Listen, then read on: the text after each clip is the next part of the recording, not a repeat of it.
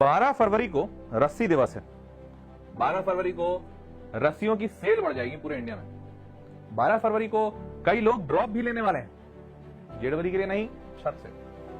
12 फरवरी को हालात बदल जाएंगे, सारे लोग बहुत खुश हो जाएंगे और कई दुखी हो जाएंगे। ऐसे न जाने पता नहीं कितने सारे कमेंट्स मैं यूट्यूब पे देख रहा हूं, और ऐसा मानो कि 12 फरवरी जैसे जैसे करीब आ रही है, लोगों के अंदर डर, परेशानी, चिंता इतनी ज्यादा भर गई है कि कहते हैं ना, ज्यादा डराने के बाद डर भी नहीं डरता है। तो इतना ज्यादा डर कि अब लोग मजाक सा उड़ाने लगे। देखो, मैं ये जो वीडियो बना रहा हूं, ये 12 फरवरी के लिए तो नहीं बना रहा हूं। मैं ये वीडियो बना रहा हूं कि देखो, 12 फरवरी तो आएगा। अब तुम्हें रस्सी का इस्तेमाल करना है कि बुद्धि का, ये मैं इस पर कोई ज्ञान नहीं दूंगा। हाँ, ये जरूर कहूंगा कि तुम अगर सहानुभूति खोजने आए हो तो शायद वो मैं नहीं दे पाऊंगा। तुमको लगता है कि रस्सी ज्यादा अच्छी है, बुद्धि कमजोर है, मे बी शायद वैसा ही हो। क्योंकि अगर तुम्हें अपनी बुद्धि पर और अपने कर्मों पर नहीं भरोसा है, तो मैं कितना भी मोटिवेट कर लूं, उससे कुछ फर्क नहीं पड़ेगा। कहते हैं ना कि भगवान ने अगर बनाकर ही भेजा है गधा, तो कितना इंजेक्शन मारूं, घोड़ा थोड़ी बन जाओगे। अगर थोड़ा बहुत भी घोड़े वाला गुण है, कमजोर हो, कुछ ऐसा है वैसा है, तो मैं मोटिवेट करके कुछ खिला के पिला के मजबूत बना के दौड़ा दूंगा। पर अगर बने ही नहीं हो, अंदर ही वही सब मामला उल्टा सीधा है, तो फिर तो कोई मामला ही नहीं है आगे। तो इसलिए ये वीडियो मोटिवेशन का बिल्कुल नहीं है, उल्टा सच्चाई थोड़ी ज्यादा बता दूंगा, तो हो सकता है हर्ट हो जाओ। तो अगर आपके 12 फरवरी के कुछ प्लान है तो छोड़ दीजिए वीडियो को। मैं वो कारण नहीं बनना चाहता हूं कि आपके प्लान टूट जाएं, और मैं वो कारण भी नहीं बनना चाहता हूं कि अब थोड़ा ज्यादा रूथलेस होकर बोल दूंगा तो गड़बड़ा जाएगा। देखो, मोटी बात यह है, 12 फरवरी आएंगे, जीवन में ऐसे कई 12 फरवरी आएंगे। आपको बस ये महसूस हो रहा है कि ये 12 फरवरी आपके जीवन का सबसे भारी समय है। पर विश्वास मानिए, मैंने भी ऐसे कई 12 फरवरी बिताए हैं।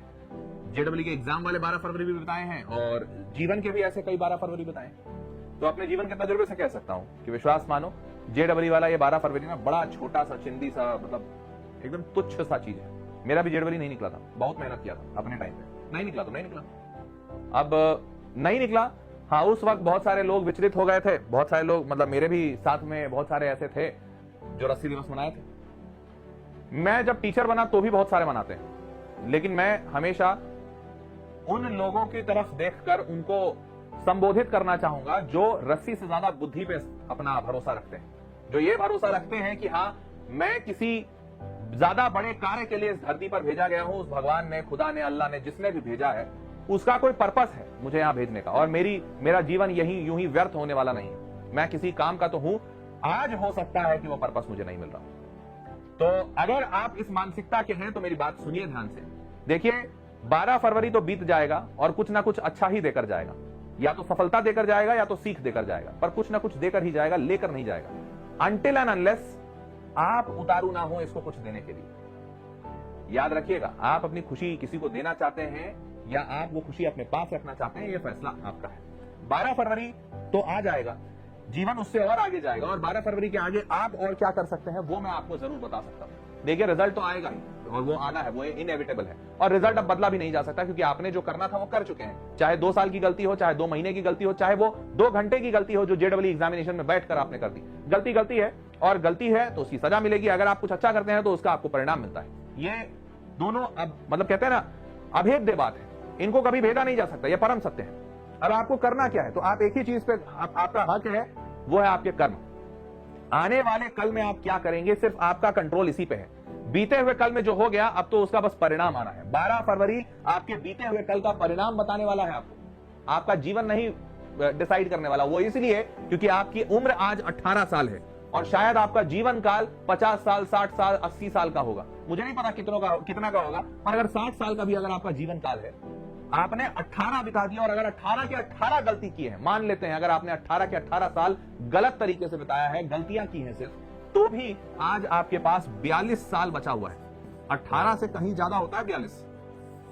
तो अगर आपके पास अभी भी 42 साल है, तो 42 साल में भी अगर बहुत कुछ अच्छा करोगे ना, तो ये 18 की गलतियां अपने आप कहीं धुंधली हो जाएंगी और कहीं खो जाएंगी, और आपका जीवन आपके इस 42 साल पर निर्भर हो जाएगा। तो मैं आज सारे बच्चों को एक ही बात कहना चाहूंगा, मैं आपसे ये उम्मीद नहीं करता हूं कि आप बहुत ज्यादा मोटिवेटेड होंगे, बहुत ज्यादा खुश होंगे, या ये होंगे जैसा भी। मैं बस ये उम्मीद करता हूं कि आप बुद्धि का साथ नहीं छोड़ेंगे, और वो मत छोड़िएगा, क्योंकि वही उसी बुद्धि के बलबूते आज आप गलतियां कर रहे हैं और इसी बुद्धि के बलबूते कल को आप अच्छाइयां करेंगे।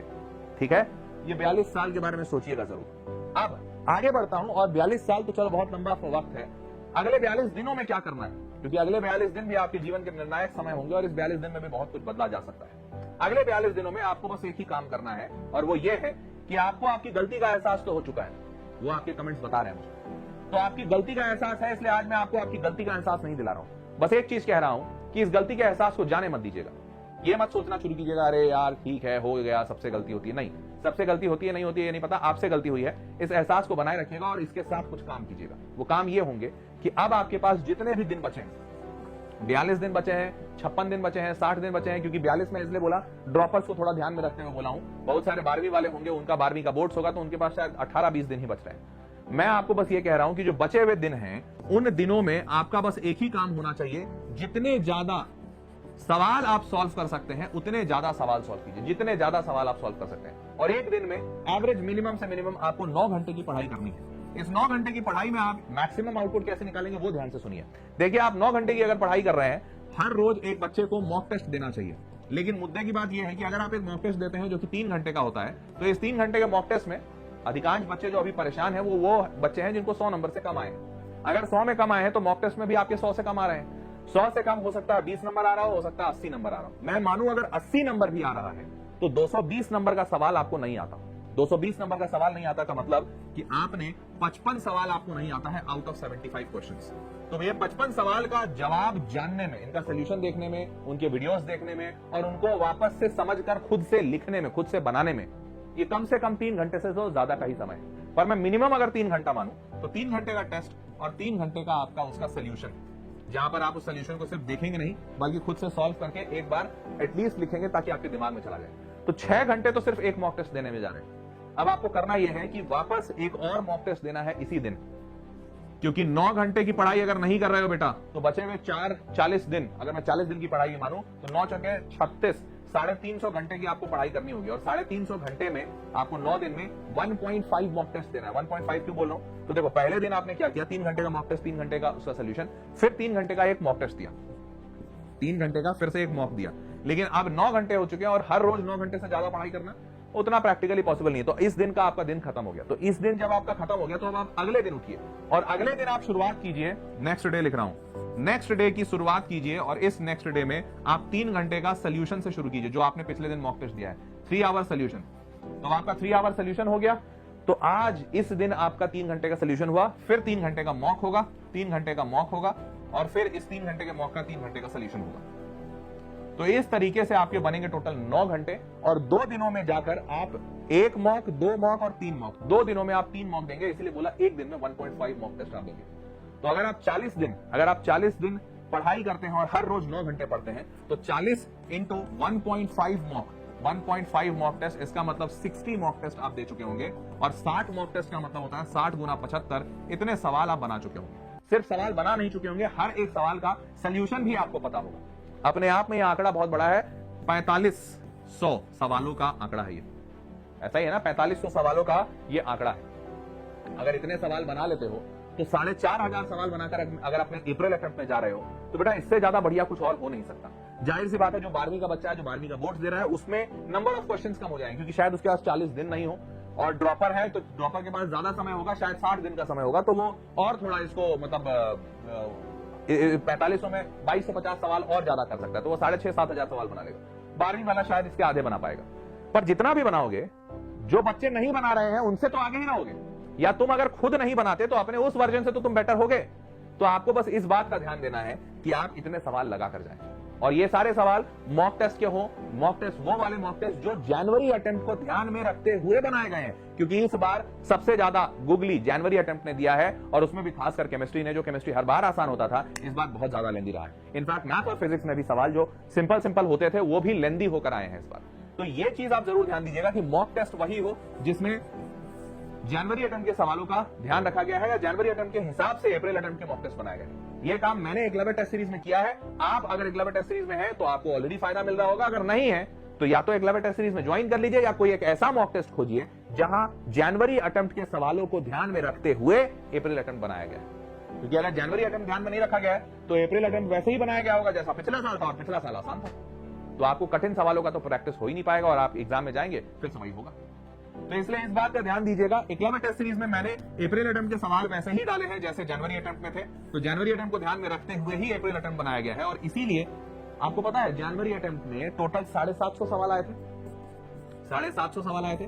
प्रेसाइज नंबर बता रहा हूं क्योंकि मैंने सारी मैपिंग करा दी है। 413 सवाल मैच किए, 413 क्वेश्चंस मैच किए हैं। मोर देन 50% का यह आंकड़ा है। रफली 60% टाइप्स का या 55% टाइप्स का हो रहा है। आधे से ज्यादा पेपर एकलव्य टेस्ट सीरीज में जनवरी अटेम्प्ट बता रहा हूं, जो कि गूगली था, सारे बच्चों के लिए गूगली था। मैं आपको बता रहा हूं ये जनवरी अटेम्प्ट में इतने सवाल मैच किए हैं। वैल्यूज कभी नहीं मैच करते, हमारे भी नहीं मैच किए थे। हाँ, लेकिन एक कमी मैं अपनी भी मानूंगा, वो ये कि जनवरी अटेम्प्ट में मैंने सवाल तो सही प्रेडिक्ट किए थे कि हाँ ऐसे सवाल आएंगे और वैसे ही सवाल आए। बस एक जगह जेडबल खेल गया और वो ये कि सारे सवाल जैसे प्रेडिक्ट किए थे आए वैसे ही, पर उसमें डेटा इतना ज्यादा घुमा दिया था कि वही सेम सवाल जो बच्चा मेरी टेस्ट सीरीज में सॉल्व करके गया था 3 मिनट में, वो मेंस टेस्ट जब हुआ तो वहां पर उसको 10 मिनट लग गए। क्योंकि हर एक डेटा इतना ज्यादा पेचीदा था कि कोई भी नंबर 2, 3, 5 ऐसे आ ही नहीं रहे थे, सब आ रहे थे 38/17, 25.983, ताकि बच्चा उसके कैलकुलेशन में इतना घूम गया था कि उसको समय नहीं मिला। और ये चीज इस बार मैंने अप्रैल अटेम्प्ट में पूरा ध्यान रखा है, क्योंकि मुझे एक बात समझ में आ गया है कि यार मैं बहुत सालों से बच्चों को बता रहा हूं कि ऐसे सवाल आएंगे और वैसे ही आते हैं। ऐसा नहीं कि ये पहला साल है ना, पिछले साल 2025 में भी मैंने जब सवाल बताए थे बच्चों को गदर सीरीज के जरिए, वही सारे सवाल आए थे। चारों तरफ बच्चों के कमेंट से वही सारे सवाल आए थे। इस बार भी वही सवाल आ रहे हैं, बस इस बार जेडबल ने अपना पासा बदला, वैल्यूज इतने कठिन कर दिए कि कोई प्रेडिक्ट करे भी तो भी बच्चों को ज्यादा समय लगे। तो इस बार मैं अप्रैल अटेम्प्ट में हर बच्चे को ऐसा प्रैक्टिस करवा रहा हूं, ऐसी वैल्यूज डाला हूं कि बच्चे का लगे 8 मिनट 10 मिनट, ताकि वो कैलकुलेशन फास्ट करे। और अप्रैल अटेम्प्ट में जाने के पहले जितना भी कठिन पेपर हो सकता है उतना सारा कठिन पेपर मैं यहां पे कराऊंगा, ताकि बच्चा अप्रैल अटेम्प्ट में कॉन्फिडेंटली बाहर निकले और बोले सर सबका पेपर टफ था लेकिन मेरा नहीं था। समझ रहे हो? तो आप सारे लोग तैयारी शुरू कीजिए और आपका एक ही उपाय हो सकता है, सवाल बनाइए। जितने ज्यादा सवाल बनाओगे उतने फायदे हैं, और सवाल ही आपको आपकी नैया पार लगाएगा या आपको आपके गंतव्य तक पहुंचाएगा। तो सवाल बनाइए, खूब सारे सवाल बनाइए, और विश्वास मानिए ये सारे सवाल आपको आपकी मंजिल दिलाएंगे। क्योंकि मैं एक जरिया बन सकता हूं, एकलव्य टेस्ट सीरीज एक रास्ता बन सकता है, पर मंजिल नहीं हो सकता। और मंजिल दुनिया में कोई नहीं हो सकता। मंजिल आपके दिमाग में छपा हुआ है, मंजिल वही है IIT या NIT। और वहां तक पहुंचने के लिए मैं जरिया बन सकता हूं, मैं रास्ता दिखा सकता हूं। एकलव्य टेस्ट सीरीज जरिया बन सकता है, रास्ता हो सकता है, पर मंजिल तो आपको चलकर ही पार करनी होगी। और वो चलना है ये सवाल सॉल्व करना। जितने सवाल सॉल्व करोगे इन रास्तों पर उतने तेजी से आगे बढ़ोगे और अपने मंजिल तक पहुंचोगे। ठीक है? तो देवियों और सज्जनों, उम्मीद करता हूं कि आप समझ पाए होंगे और अपनी इन बचकानी बातों से बाहर निकलिए कि जीवन का अंत है यहीं पर। नहीं, जीवन का अंत छोड़िए, ये जीवन के किसी पड़ाव का अंत भी नहीं है। विश्वास मानिए, जीवन के किसी पड़ाव का अंत भी नहीं है। इनफैक्ट ये जीवन का बस एक तजुर्बा है, जिस तजुर्बे को लेकर आपको आगे बढ़ना है। तो आप इस तजुर्बे को खुले बाहों से आगे लीजिए, मतलब उस तजुर्बे को एक्सेप्ट कीजिए और मानिए कि हाँ कुछ गलती हुई थी, पर ठीक है, गलतियों से इंसान गलत नहीं हो जाता।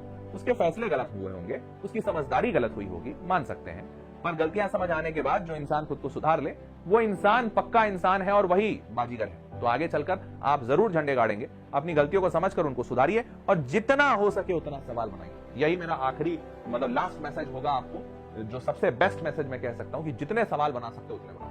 ठीक है? तो मॉक टेस्ट दीजिए, उससे टाइम मैनेजमेंट बढ़िया होगा और सवाल भी आपके बनेंगे। और हर सवाल का सोल्यूशन देखिए, क्योंकि एकलव्य टेस्ट सीरीज में मैंने आपका ये भी प्रॉब्लम सॉल्व कर दिया है कि भैया हर एक सवाल का वीडियो सोल्यूशन भी है। उसके बाद सवालों को अच्छे से मतलब अच्छे ऐसे सवाल डाले गए हैं जो जनवरी अटेम्प्ट के टफनेस को ध्यान में रखते हुए हैं, तो आपका टाइम मैनेजमेंट बहुत सही हो जाएगा। ठीक है? चलो भाई, तो that was all for this session. Hope you loved and enjoyed it. मिलते हैं अगले वीडियो में और मिलते हैं 12 फरवरी को स्पेसिफिकली। चैनल जरूर सब्सक्राइब रखना। अभी 12 फरवरी के पहले भी NTA बहुत सारा डांस करेगा, तो बहुत सारे ऐसे अपडेट्स होंगे जो आपको समय पर जानना जरूरी है, और 12 फरवरी को तो होंगे ही होंगे। तो चैनल सब्सक्राइब रखिएगा ताकि कोई भी ऐसा इंपॉर्टेंट इन्फॉर्मेशन मिस ना हो जाए। और मैं तो आपके साथ हूं ही। मिलते हैं